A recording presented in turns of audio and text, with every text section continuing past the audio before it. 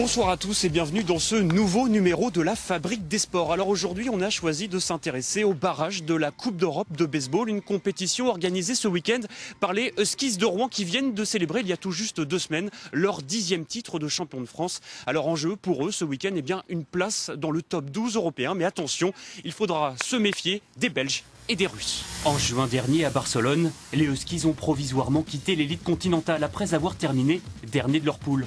Stop! Pour accéder au Gotha européen, Rouen doit tout simplement gagner ses 2 matchs ce week-end. Kenji, 2 semaines après la conquête de votre 10e titre de champion de France, vous n'avez pas le choix, il faut remettre la tenue. On n'a pas démérité parce que tous les matchs ont été plutôt disputés et on a même failli gagner la plupart des matchs. Du coup, on est obligé de passer par ces barrages pour espérer refaire cette compétition qui nous est chère. C'était quoi les raisons de la défaite ? Les raisons de la défaite, malheureusement on est un club amateur, donc beaucoup de joueurs ont une vie professionnelle, vie familiale. Donc c'est vrai que sur un effectif on doit être une petite vingtaine, il y en avait 9 joueurs qui étaient absents, donc on va dire 6 ou 7 titulaires. Dont vous ? Dont moi, oui, tout à fait. Eux aussi n'ont pas vu la Catalogne. Ah, ce fichu tour de Coupe d'Europe programmé en même temps que l'Armada.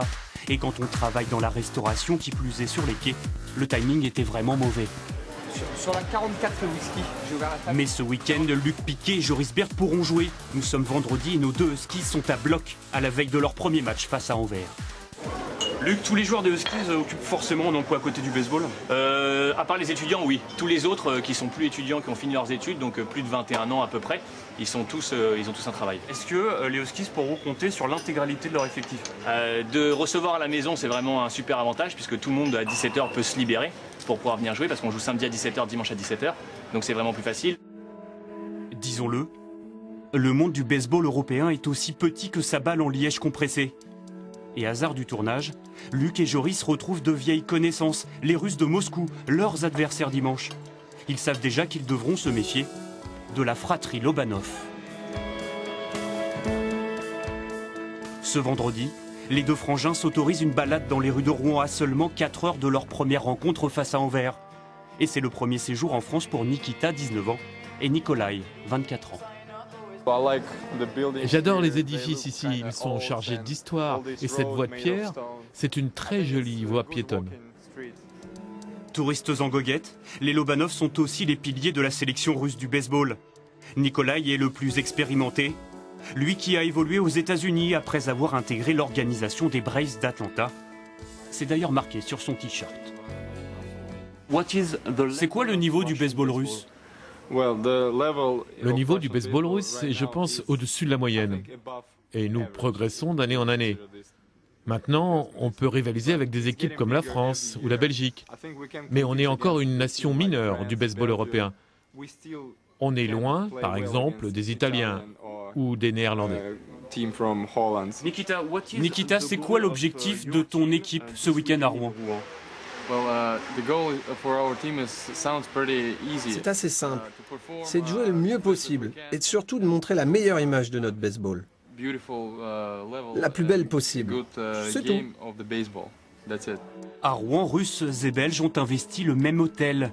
Les écureuils d'Anvers arrivent au compte-gouttes. Eux viennent de débarquer après 4 heures de route. La Belgique, les champions! Il y a encore des collègues qui arrivent, là toute l'équipe est en train d'arriver maintenant. Il vous manquera des joueurs pour raison professionnelle ? Oui, il nous en manque 2 pour l'instant.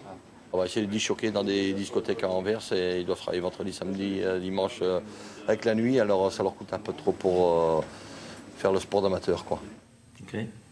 Après la réunion technique et la vérification des identités, le tournoi peut enfin commencer. Première rencontre, Anvers contre Moscou. Les Russes et les Lobanov répondent présents. Ils s'imposent 3-1.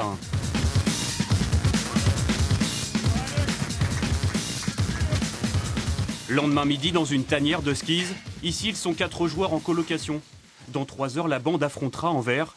Déjà en tenue, Owen, le franco-américain, est au fourneau.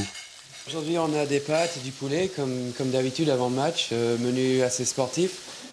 Un duplex rouennais aux allures d'auberge espagnole, où l'on parle tantôt la langue de Cervantes, Shakespeare ou Molière, les 3 mélangés souvent. Aux côtés d'Owen, le franco-américain, il y a Johan, l'espoir français, et Brian, le californien.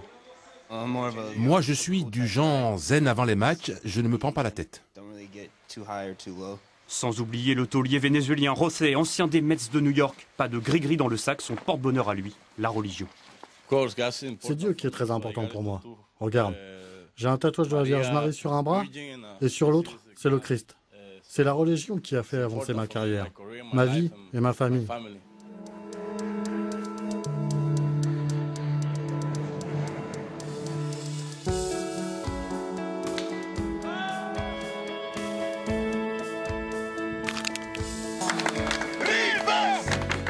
On voit, il y a pas mal d'ambiance dans les tribunes. La question que je me pose, c'est est-ce que finalement le baseball est soluble dans la culture européenne sportive? On a un vrai défi, hein. C'est vrai que c'est tellement différent de tout ce qu'on connaît, mais je pense que c'est plus les adultes qui ont un problème avec le baseball parce que les enfants au club, on les prend dès 5 ans, on leur explique pas les règles, on leur donne un gant, une balle, ils vont jouer parce que c'est un sport très logique, donc ils comprennent les règles naturellement. Mais on sait bien qu'on a ce travail de pédagogie à faire, mais on est très suivi, on a beaucoup de retours. Donc je pense que les Rouennais aiment leur club et pour nous c'est une vraie fierté. Les Rouennais aiment le baseball et les Européens selon vous? Oui, il y a des pays très très puissants, hein. L'Italie, la Hollande, ils sont professionnels. On les joue en Coupe d'Europe, on les bat parfois. Ils sont pourtant professionnels, pas nous. L'Allemagne est en train de se développer de façon impressionnante. La République tchèque aussi. C'est un sport, c'est un nouveau territoire pour le baseball et il se passe des choses intéressantes. Et il y a de plus en plus de jeunes Européens qui signent professionnels aux États-Unis. Et nous, on en a 4 à Rouen qui sont partis professionnels là-bas.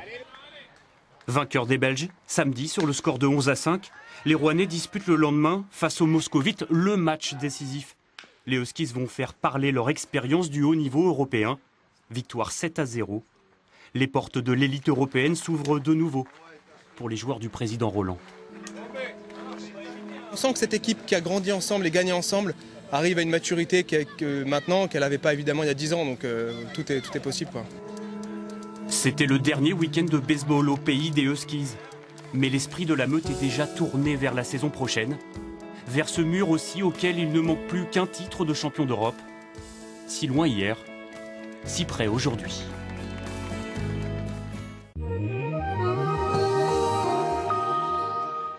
Bonsoir, tout va bien, le beau temps continuera demain après quelques moments brumeux en tout début de journée.